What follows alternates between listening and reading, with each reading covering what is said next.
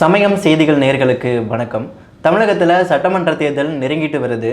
திமுக, அதிமுக உள்ளிட்ட கட்சிகள் தேர்தல் வேலையை மும்முரமாக இறங்கி செஞ்சுட்டு வராங்க. தமிழக வெற்றி கழகம் தேர்தல் வேலையை எப்படி செய்யுது, எப்படி செய்ய போகுது அப்படின்ற பற்றி அதை பார்க்க போகிறோம். தமிழக வெற்றி கழகத்தோட வேட்பாளர் பட்டியல், அவங்களுடைய அரசியல் நிலை, கூட்டணி விவகாரம் குறித்து தான் இந்த வீடியோவில் பார்க்க போகிறோம். கடந்த 6ஆம் தேதி தமிழக வெற்றி கழகம் சார்பில் வேட்பாளர் மனு விநியோகம் தொடங்கப்பட்டுச்சு. 14ஆம் தேதி வரைக்கும் கொடுத்துக்கிட்டு இருந்தாங்க. கிட்டத்தட்ட ஒரு 50,000 வேட்பாளர்கள் மனு நாங்கள் கொடுத்துருக்கோம் அப்படின்னு தகவல் வெளியாகி இருந்துச்சு. ஆனால் பெறப்பட்ட வேட்பாளர் மனுக்கள் பார்த்தீங்கன்னா ஒரு 5,000 கூட இல்லை, அதை விட குறைவு தான் அப்படின்னு சொல்லப்பட்டுச்சு. குறிப்பாக பார்த்துட்டோம்னா இந்த விருப்ப மனுக்கள் கொடுத்த முதல் நாள், அதாவது பிப்ரவரி 6ஆம் தேதி என்ன நடக்குது அப்படின்னா, பனையூர் தாவேக அலுவலகத்தில் கிட்டத்தட்ட ஒரு போக்குவரத்து நெரிசலே நடந்திருக்கு அப்படின்னு சொல்லப்படுது. என்ன காரணம்னு பார்த்துட்டோம்னா, நிறைய பேர் தாவேக தொண்டர்கள் நிறைய பேர் நான் மனு கொடுக்குறேன்னு சொல்லிட்டு, அதாவது அந்த மனுக்களை வாங்கிறதுக்காக தமிழக வெற்றி கழக அலுவலகத்துக்கு அவங்க போயிருக்காங்க. அந்த நேரத்தில் அந்த தெரு முழுக்கவுமே ஒரு மிகப்பெரிய கூட்டம் இருந்ததாகவும், அந்த கூட்டத்தை கட்டுப்படுத்துறதுக்காக போலீஸார்லாம் அங்கே வந்திருந்ததாகவும், இதனால் அந்த இடத்துல சின்னதாக ஒரு சலசலப்பு ஏற்பட்டதாகவும் சொல்லப்படுது. இதுக்கு அடுத்ததாக தான் தாவேக தலைமையிலிருந்து ஒரு முடிவு எடுக்கிறாங்க. எந்த மாதிரி ஒரு முடிவுனா, ஓகே இனிமேல் விருப்ப மனு கேட்டு யாரும் ஆஃபீஸ் பக்கம் வர வேண்டாம், உங்களுக்கு வேணுங்கிற விருப்ப மனுவை நாங்கள் இணையதளத்திலேயோ இல்லை QR கோடு மூலமாகவோ நாங்கள் உங்களுக்கு கொடுத்துட்றோம்.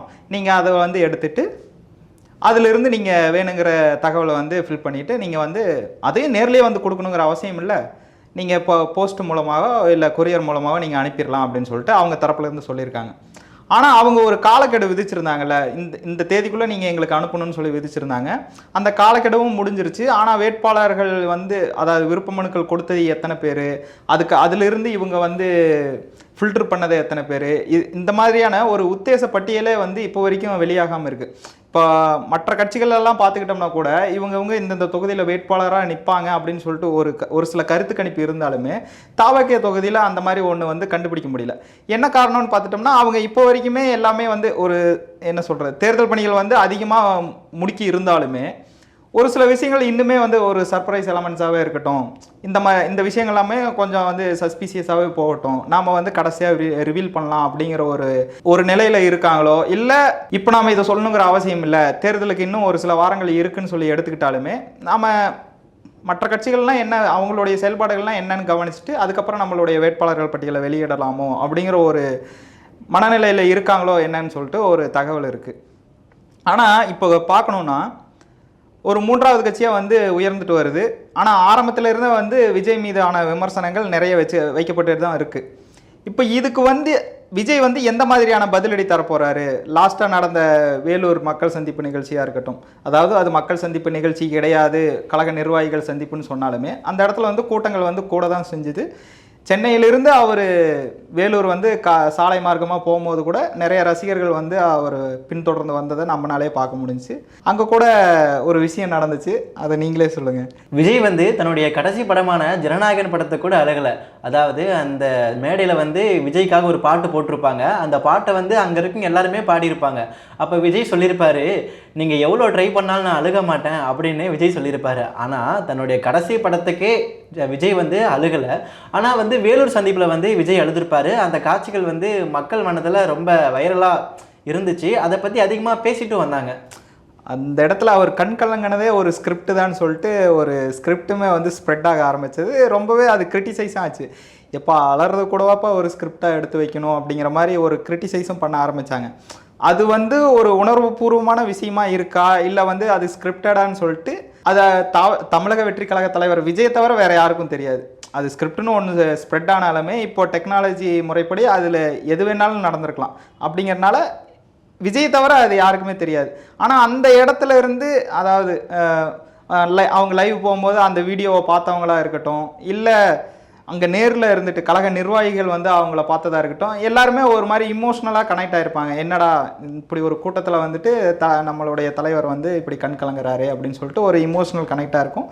இதுவுமே ஒரு வகையில் வாக்கு சேகரிக்கிறதுக்கான ஒரு யுக்தியோ இங்கே இருக்கிற மக்கள் மட்டும் இல்லாமல் அந்த வீடியோவை பார்க்குற அனைத்து மக்களையுமே தன்வசப்படுத்தணும் அப்படின்னு சொல்லிட்டு விஜய் ஒரு யுக்தியை கையாண்டிருக்காரோ அப்படின்னு ஒரு விஷயம் இருக்குது.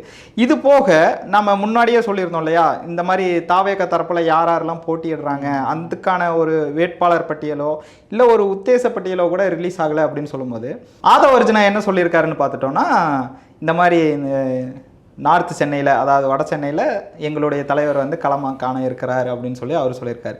இதுக்கு முன்னாடியே வந்து அவர் வந்து இன்னும் ஒரு சில தொகுதிகளில் வந்து போட்டியிட போகிறார் அப்படின்னு சொல்லிட்டு ஒரு தகவலும் கிடச்சிது. அதை பற்றி நீங்கள் கொஞ்சம் சொல்லுங்கள். அதாவது இப்போ என்னென்னா, விஜய் வந்து 2 தொகுதியில் போட்டியிட போகிறாரு அப்படின்ற ஒரு தகவல் வந்து வெளியாக இருக்குது. அதாவது தமிழகத்தில் வந்து ஒருத்தர் வந்து 2 சட்டமன்ற தொகுதியில் போட்டியிடலாம் அப்படின்னு வந்து ஒரு தகவல் இருக்குது. விஜய் வந்து 2 தொகுதியில் போட்டியிடறதா சொல்லப்படுது. என்னென்னா, திருச்சி கிழக்குலையும் விஜய் போட்டியிடுறாரு, அதே மாதிரி வந்து சென்னை பெரம்பூர்லேயும் விஜய் வந்து போட்டிடுறாரு அப்படின்னுன்ற தகவல் வந்து வெளியாகிருக்கு. திருச்சியில் ஏன் போட்டிடுறாருன்னா அதுக்கான சில காரணங்கள்லாம் சொல்கிறாங்க. என்னென்னா, சிறுபான்மையினர் வாக்குகள் வந்து திருச்சியில் அதிகமாக இருக்குது, கிறிஸ்தவர் வாக்குகள் வந்து அதிகமாக இருக்குது அப்படின்னு சொல்லி இன்னும் ஒரு சில காரணங்கள் வந்து சொல்கிறாங்க. அதே மாதிரி சென்னை பெரம்பூர்லேயும் சிறுபான்மையினர் வாக்குகள் வந்து இருக்குதா வந்து சொல்கிறாங்க. ஆனால் இதுக்கு முன்னாடி வந்து ஒரு தகவல் வெளியாக இருந்தது. எந்த மாதிரினா, விஜய் வந்து இந்த வியில் தொடங்குற தொகுதிகளாக நாம் வந்து குறி வைக்கலாம், வி சென்டிமெண்ட் இருக்கட்டும் அப்படின்னு சொல்லி அவர் வந்து ஒரு முடிவில் இருந்ததாக வந்து தகவல் கேள்விப்பட்டோம். அதாவது வில்லிவாக்கம் தொகுதியாக இருக்கட்டும், விருகம்பாக்கமாக இருக்கட்டும், சென்னையில் மட்டுமே விருகம்பாக்கம் இந்த மாதிரி தொகுதிகளில் அவர் போட்டியிடுவார், அந்த வி சென்டிமெண்ட்டில் அவர் போட்டியிடுவார் அப்படிங்கிற மாதிரி ஒரு தகவல் வெளியாச்சு. ஆனால் இதை எல்லாமே முறியடிக்கிற மாதிரி தான், இல்லை அப்படியெல்லாம் இல்லை, எங்கள் தலைவர் வந்து பெரம்பூர் தொகுதியில் தான் நிற்பாருன்னு சொல்லி அவர் சொல்லிட்டு போயிட்டார். யார்? ஆதவ அர்ஜுனா சொல்லிட்டார். ஸோ இப்போ என்ன ஆகும் அப்படின்னா, பெரம்பூர் தொகுதியை மையப்படுத்தியே வந்து ஒரு சில வேலைகள்லாம் நடக்க ஆரம்பிக்கும். தாவேகா நிர்வாகிகள் சார்பிலையும் சரி, தாவேகா கட்சி சார்பிலையும் சரி, கழகம் சார்பிலையும் சரி, ஒரு சில வேலைகள்லாம் நடக்கும். அதுக்கான பணிகளை வந்து கண்டிப்பாக தீவிரப்படுத்தியிருப்பாங்க. இப்போ இது என்ன ஆகும்னா, இங்கே ஓகே, சென்னைக்குள்ளே ஓகே, சென்னையில் வந்துட்டு அந்த தொகுதியை வந்து கைப்பற்றிக்கலாம், கைப்பற்றி விடலாம் அப்படின்னு நினச்சிக்கிட்டாலுமே விஜயோட போக்குவரத்துக்கு ஈஸியாக இருக்கும் சென்னைனா, அது ஓகே. ஆனால் வந்து மற்ற தொகுதிகளில் இருக்குல்ல, இப்போது தமிழ்நாடுன்னு எடுத்துக்கிட்டோம்னா பெரம்பூர் தொகுதி மட்டும் கிடையாது, மற்ற தொகுதிகளும் இருக்குது. 234 தொகுதி இருக்குது. 234 தொகுதிக்கும் கிரவுண்ட் லெவலில் இறங்கி வேலை பார்த்தா மட்டும்தான் அவங்களுக்கான ஒரு அங்கீகாரம் கிடைக்கணும் அப்படின்னு அவங்க எதிர்பார்க்குறாங்கல்ல, அது கிடைக்கும். அவங்களுடைய ஒர்க் எப்படி இருக்குது, அது வந்து மக்களுக்கு பிடிச்சிருக்கா இல்லையா அப்படிங்கிறதெல்லாம் பார்த்து தான் வந்துட்டு மக்கள் வந்து இதை முடிவு பண்ணுவாங்க. ஓகே, இந்த முறை வந்து இவங்களுக்கான வாய்ப்பை கொடுக்கலாம் அப்படின்னு அவங்க முடிவு பண்ணுவாங்க. ஆனால் இப்போ என்ன ஆயிருக்கு அப்படின்னா, இப்போ வரைக்கும் கண்கூடவே நம்ம எல்லாருக்குமே தெரியுது, விஜய் மட்டும்தான் வேட்பாளர் அப்படிங்கிறது தெரியுதே தவிர மற்ற யாரை பற்றியும் தெரியல. ஒருவேளை கூட்டணியை குறித்து அறிவிச்சிருந்தாங்கன்னா கூட ஓகே, கூட்டணி கட்சியில் இவங்கெல்லாம் இருக்காங்க, ஏன்னா அவங்க ஏற்கனவே வந்து சட்டமன்ற தேர்தலில் போட்டியிட்டவங்களாம் இருப்பாங்க, ஸோ இவங்கெல்லாம் வந்து நிற்பாங்க அப்படின்னு சொல்லி வச்சுக்கலாம். இப்போது கூட்டணி குறித்தும் அறிவிக்கலை, இவங்க தான் கூட்டணிக்கு வர போகிறாங்கன்னு சொல்லலை. ஆனால் வந்து இது போக காங்கிரஸும் வந்து கூட்டணியில் வருமா வராதான்னு சொல்லிட்டு ஒரு இழுபறி நடந்துட்டு தான் இருக்குது. ஆனால் இவங்க ரீசெண்டாக இவங்க முன்னாள் அமைச்சர் பண்ருட்டி ராமச்சந்திரன் அவர் வந்து கட்சி தொடங்கினார். கட்சி தொடங்கும் போதே வந்து அவர் சொல்லியிருந்தார், நாங்கள் வந்து தாவேகாவுக்கு வந்து ஆதரவு தெரிவிப்போம் அப்படின்னு சொல்லியிருந்தார். ஆனால் இதை எல்லாத்தையும் தாண்டி இப்போ அதிகாரப்பூர்வமாக யாராவது இணைஞ்சிருக்காங்களான்னு கேட்டால் இல்லை. தாவேகாவில் வந்து இணைஞ்சிருக்காங்க, ஆனால் வந்து கூட்டணியாக வந்து யாருமே வந்து இப்போ வரைக்கும் இணையலை. இவர் தான் அந்த சலசலப்பையே கிரியேட் பண்ணார். அதாவது எந்த சலசலப்பு, கூட்டணியில் எங்கள் கூட வந்து யாரை கூட்டணி வச்சுப்பாங்களோ அவங்களுக்கு வந்து ஆட்சியிலும் பங்கு இருக்குது, அதிகாரத்துலேயும் பங்கு இருக்குது அப்படின்னு சொல்லிட்டு அவரே சொல்லியிருப்பார், பொலிட்டிக்கல் பாம் அப்படின்னு சொல்லியிருப்பார். அதுதான் வந்து இப்போ வந்து பெரிய அளவில் பேசப்பட்டுக்கிட்டு இருக்கு. என்ன விஷயம்னா, டிஎம்கே காங்கிரஸ் இவங்க இடையில வந்துட்டு இதுதான் வந்து ஒரு பெரிய டிஸ்கஷனாக போயிட்டுருக்கு. அதை பற்றி கொஞ்சம் நீங்கள் சொல்லுங்கள். விஜய் போட்ட பொலிட்டிக்கல் பாம்பு தான் திமுக காங்கிரஸ் கூட்டணியில் இப்போ வரைக்கும் வெடிச்சிட்டு இருக்கு. குறிப்பாக இன்னைக்கு வரைக்கும் வெடிச்சிட்டு இருக்குன்னே சொல்லலாம். ஏன்னா திமுக காங்கிரஸ் கூட்டணியில் இன்னைக்கு வரைக்கும் இழுபறி தான் இருக்குது. அதே மாதிரி நீங்கள் சொன்னீங்க பண்ருட்டி ராமச்சந்திரன் வந்து விஜய் வந்து பற்றி பேசியிருந்தாருன்னு. அவர் என்ன சொன்னார்னா, எம்ஜிஆரை போல் விஜய் இருக்காரு, எம்ஜிஆர் வந்தப்போ எவ்வளவு ஆதரவு இருந்துச்சோ அதே மாதிரி தான் விஜய்க்கும் இருக்குது, இப்போவும் இருக்குது அப்படின்னு வந்து அவர் சொல்லியிருந்தார். எனக்கு ஒரு டவுட், இந்த தமிழக வெற்றி கழகத்தில் வந்து வேட்பாளர் பட்டியல் வந்து பிரச்சனையாக இருக்குது. நாம் தமிழர் கட்சி போன்ற கட்சி வந்து டிசம்பர்லேயே வந்து ஒரு 100 வேட்பாளர்கள் முதற்கட்ட வேட்பாளர் பட்டியலை வந்து அறிவிச்சிருந்தாங்க. அவங்க வந்து அந்த வேட்பாளர்கள் வந்து அப்போ இருந்தே வந்து களத்தில் இறங்கி வேலை செஞ்சுட்டு இருந்தாங்க. குறிப்பாக திருச்சியில் வந்து மாநாடு அந்த மாநாடு நடத்துகிறாங்க. அந்த மாநாட்டில் வந்து 234 தொகுதிக்கும் வந்து சீமான் அவர்கள் வந்து வேட்பாளரை வந்து அறிவிச்சிருந்தார். விஜய் வந்து புது கட்சி ஆரம்பிச்சிருக்காரு, ஒரு புதுசாக ஒரு கட்சி ஆரம்பிச்சிருக்காரு. அப்போ அவர் என்ன பண்ணனா, ஒரு உத்தேச வேட்பாளர் பட்டியல் வந்து வெளியிட்டிருக்கணும். இவங்க தான் கன்ஃபார்மாக அவங்கன்னு சொல்லலை, அவங்க தான் வேட்பாளர் அப்படின்னு சொல்ல வேண்டாம், இவங்களா வேட்பாளர்கள் இருக்காங்க அப்படின்ற தகவல் வெளியாகி அவங்க வந்து வேலை செஞ்சுட்டு வரலாம். ஆனால் அந்த மாதிரியான எந்த நடவடிக்கையும் எடுக்கவே இல்லை. இவங்க தான் வேட்பாளர்னு தெரிஞ்சால் கண்டிப்பாக அவங்க வந்து அவங்க வேலை செஞ்சுட்டு வருவாங்க. ஆனால் வந்து வேட்பாளருக்கான எந்த அறிகுறியுமே தமிழக வெற்றி கழகம் சார்பில் வந்து தெரியல. ஆனால் நீங்கள் சொல்கிற விஷயத்தில் ஒரு விஷயம் என்னன்னா, குறிப்பாக வந்து திமுக அதிமுக போன்ற கட்சிகளை வந்து வேட்பாளர் வந்து அறிவிப்பு வெளியாகலனாலும் இவங்க தான் இருப்பாங்க அப்படின்ற ஒரு யூகம் இருக்கும். நாம் தமிழர் வந்து வெளிப்படையாக அறிவிச்சிட்டாங்க. ஆனால் தமிழக வெற்றி கழகம் என்ன பண்ண போகுது? அவங்க அப்போதான் புதுசாக கட்சி ஆரம்பிச்சிருக்காங்க, யார் வேட்பாளர்னு தெரியாது. அந்த தொகுதியில் யாருக்கு வந்து மவுஸ் இருக்குது, யாருக்கு வந்து அதிகாரம் இருக்குது, யார் மேலே வந்து ஒரு இது இருக்குது அப்படின்றது தெரியாது. ஸோ வந்து தமிழக வெற்றி கழகம் ஏன் வந்து வேட்பாளர்கள் பற்றி இன்னும் அடுத்த கட்ட நடவடிக்கை, அதுக்கான யோசனைகள் ஏன் வந்து எடுக்கலை அப்படின்ற கேள்விகள் வந்து பரவலாக பேசப்பட்டு வருது. அது உண்மைதான். ஆனால் வந்து எனக்கு கிராமம் வரைக்கும் போய் கூட கழக நிர்வாகிகள் வந்துட்டு ஒரு சில விஷயங்கள்லாம் செஞ்சுட்டு தான் வராங்க. நேரில் போய் மக்களை சந்திக்கிறதா இருக்கட்டும், அவங்களுக்கு என்னமா பிரச்சனை இருக்குன்னு கேட்குறதா இருக்கட்டும், இந்த மாதிரி ஒரு சில ரேண்டம் வீடியோஸ் எல்லாம் வந்து நாமளே நிறைய பார்க்குறோம். அதாவது தாவேகா சார்பில் அவங்களுடைய கட்சி கொடியோடு போயிட்டு அவங்க மக்கள்கிட்ட எல்லாம் கலந்துரையாடக்கூடிய விஷயங்கள்லாம் பார்க்குறோம். ஆனால் இவங்க தான் வேட்பாளர்னு முடிவாகலை, நீங்கள் சொன்ன மாதிரி முடிவாகலை தான். ஆனால் அவங்களுக்கு வந்து இன்னொரு ஒரு அடிஷ்னலாக ஒரு ப்ளஸ் பாயிண்ட் மாதிரி ஒன்று அமைஞ்சிருக்கு. என்ன விஷயம்னு பார்த்துட்டோம்னா, இந்த விசில் சின்னம்.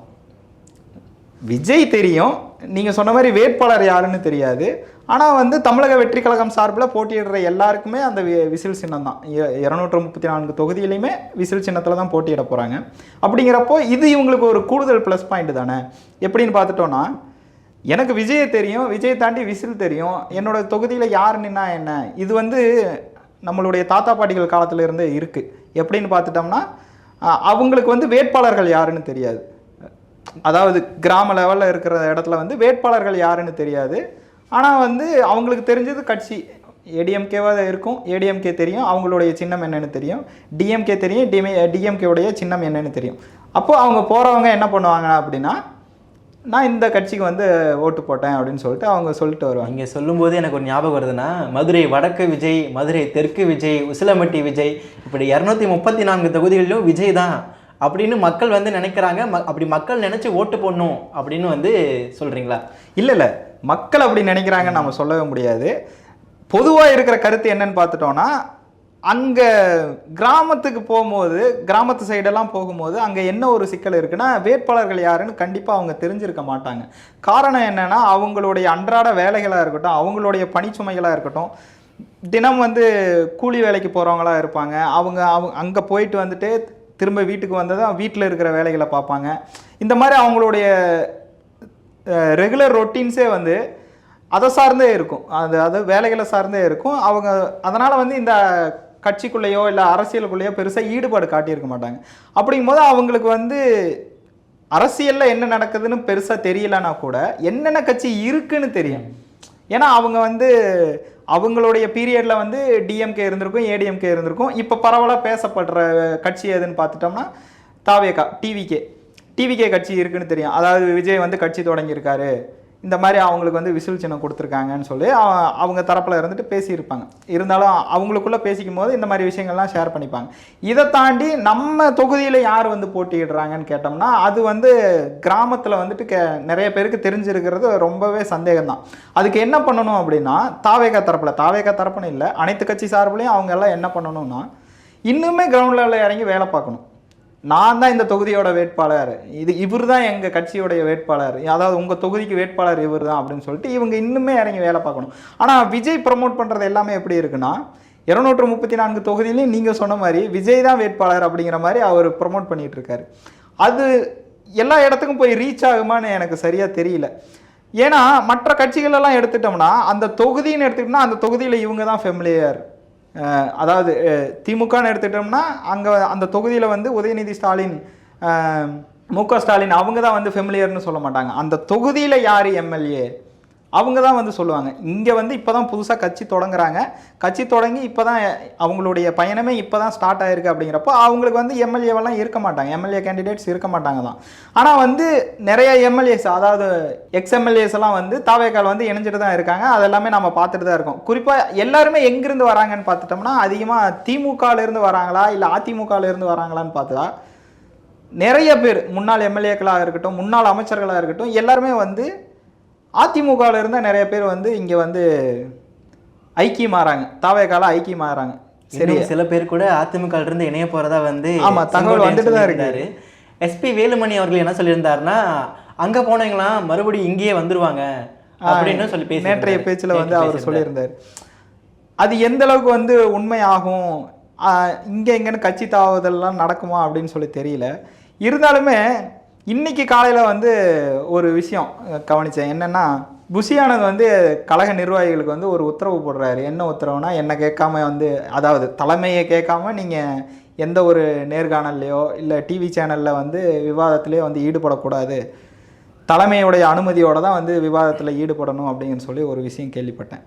இந்த விஷயம் வந்து இன்றைக்கி ஏன் சொல்லணும்? ஏன்னா வந்து அவங்கள ப்ரொமோட் பண்ணணும் அப்படின்னா இந்த மாதிரி ஒரு விவாத நிகழ்ச்சியில் கலந்துக்கிறதா இருக்கட்டும், கொள்கை சார்பில் பேசுகிறதா இருக்கட்டும், கூட்டணி சார்பில் பேசுகிறதா இருக்கட்டும், இந்த மாதிரி விஷயங்கள் பேசும்போது தான், அதாவது விவாதிக்கும் போது தான் இப்படி ஒரு கட்சி இருக்குது, இவங்களுடைய கொள்கை இப்படி இருக்குது அப்படின்னு சொல்லி எல்லாருக்கும் தெரிய வரும். கட்சி இதுதான்னு சொல்லி எல்லாருக்குமே மோஸ்ட்லி தெரியும்.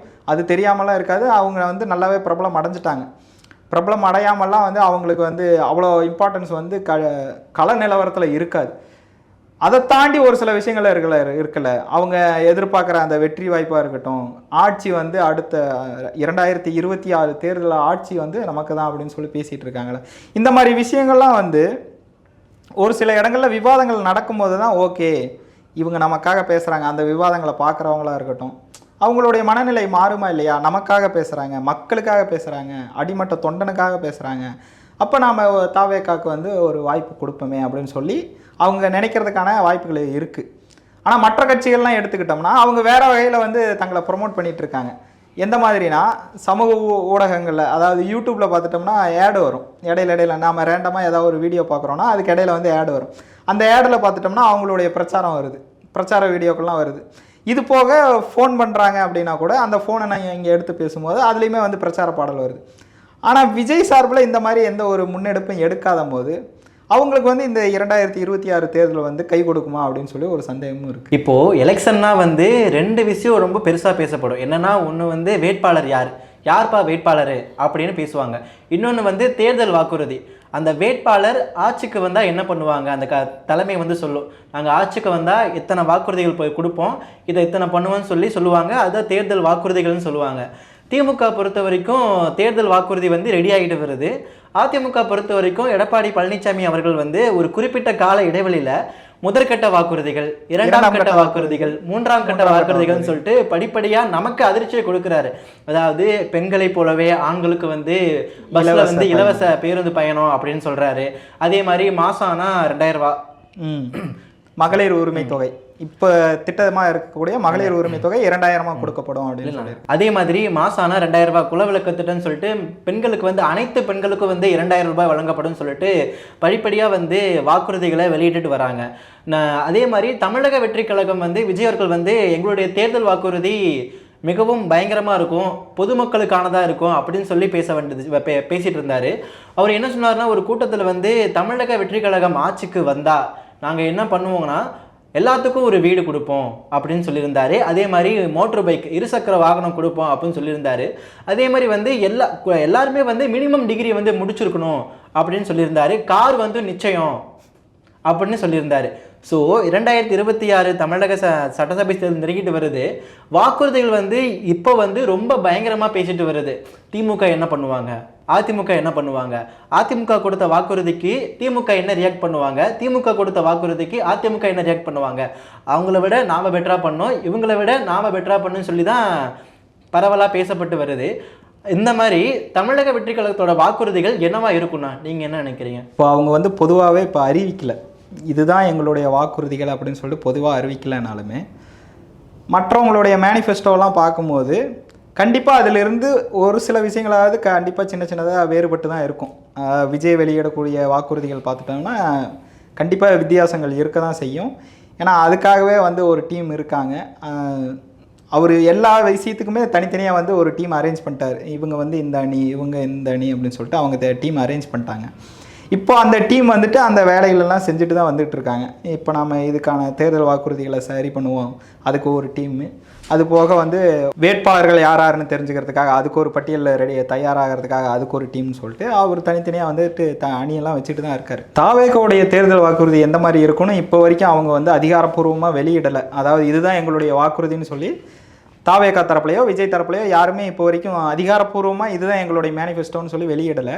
ஆனால் வந்து நீங்கள் சொல்கிற மாதிரி அவர் இப்போ ஒரு பொது மேடையில் பேசுகிறாரு அப்படிங்கிறப்போ அந்த நேரத்தில் மட்டும் இதுதான் எங்களுடைய வாக்குறுதியாக இருக்கும், பொதுமக்களுக்கு என்ன தேவையோ அதுதான் எங்களுடைய வாக்குறுதியாக இருக்குன்னு முழுக்க முழுக்க சொல்லிட்டு வந்தாலுமே அவருடைய வாக்குறுதிகள்லாம் எந்த மாதிரி இருக்கும் அப்படின்னு சொல்லிட்டு மக்களாக இருக்கட்டும், மற்ற கட்சிகளாக இருக்கட்டும், எல்லாருடைய எதிர்பார்ப்பும் அதுவாக தான் இருக்குது. பொறுத்திருந்து பார்ப்போம். தமிழக வெற்றி கழகத்தோட வேட்பாளர் பட்டியல் எப்படி இருக்கும், அவங்களுடைய தேர்தல் வாக்குறுதிகள் என்ன மாதிரி இருக்கும், உங்களுக்கு ஏதாவது ஐடியா தோணுச்சுன்னா மறக்காமல் கமெண்ட் பண்ணுங்கள்.